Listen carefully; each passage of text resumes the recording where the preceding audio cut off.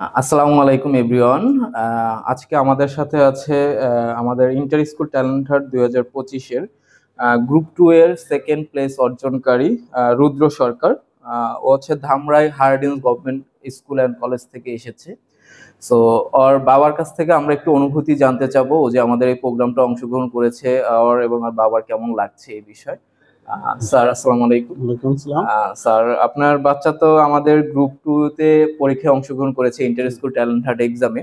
তো এক্সামটাতে অলমোস্ট প্রায় 400 স্টুডেন্ট কিন্তু পরীক্ষা দিয়েছে। তো জি, এই জি। পরীক্ষাতেও সেকেন্ড প্লেস অর্জন করেছে। আপনার অনুভূতিটা যদি একটু শেয়ার করতেন স্যার।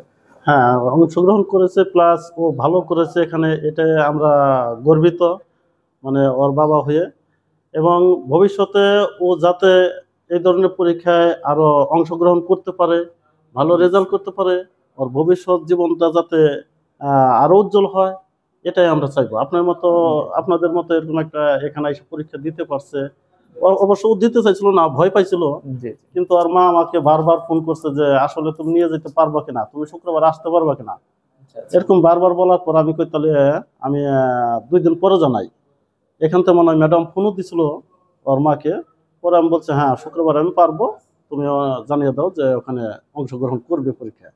আচ্ছা, আচ্ছা। এরপরে ডিসিশন নিচ্ছে যে আসলে পরীক্ষা দিছে এবং ভালো করছে, এর জন্য আমরা অনেক আলহামদুলিল্লাহ। আমি একটু রুদ্র সরকারের কাছ থেকে একটু অনুভূতি জানতে চাচ্ছি। তো ভবিষ্যতে তুমি যে সেকেন্ড প্লেস অর্জন করলা, তোমার কেমন লাগছে? আর ভালো লাগছে। তাই? জোরে বলো। তুমি কি ভাবছিলা যে তুমি সেকেন্ড পজিশনে আসতে পারবা? পরীক্ষা কেমন দিয়েছিল? ওই দিন তোমার অনুভূতিটা কেমন ছিল? ওই দিন মনে করেছিলাম আমি যখন বের হয়েছিলাম আমার মনে হয়েছিল আমার অনেকগুলো ভুল হয়েছে। বাসায় যে মিলাইছিলাম দেখি যে একটা বাদে বাকিগুলো হয়েছে। একটা বাদে বাকিগুলো হয়েছে। তাই তো না? আচ্ছা, তুমি তো ধামরাই হার্ডিন্স থেকে এসেছো। তোমার সাথে হার্ডিন্স থেকে আরো কেমন স্টুডেন্ট এসেছে? তুমি কোন তুমি তো ক্লাস 6 এ, তাই না? হুম। আচ্ছা, আচ্ছা। তোমার ক্লাসে ফার্স্ট বয় কি তুমি? হুম।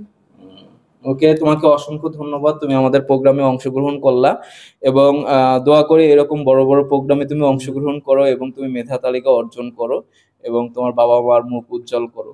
ঠিক আছে? তোমাকে অসংখ্য ধন্যবাদ বাবা। Best of luck.